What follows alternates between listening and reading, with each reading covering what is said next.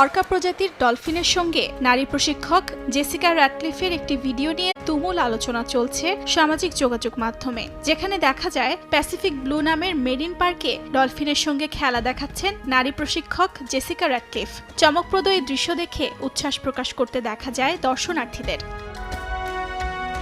তবে মুহূর্তেই এই আনন্দ পরিণত হয় আতঙ্কে। আচমকা ডলফিনটি আক্রমণ করে বসে নারী প্রশিক্ষককে। ঘটনাস্থলে মৃত্যুবরণ করেন জেসিকা। ভয়ে ছুটাছুটি শুরু করেন দর্শনার্থীরা। এই ঘটনার ভিডিওটি ছড়িয়ে পড়ে টিকটক, ফেসবুক সহ বেশ কয়েকটি সামাজিক মাধ্যমে। তবে ঘটনা বিশ্লেষণ করে গণমাধ্যম জানিয়েছে, চাঞ্চল্যকর ঘটনাটি ছিল পুরোপুরি কাল্পনিক।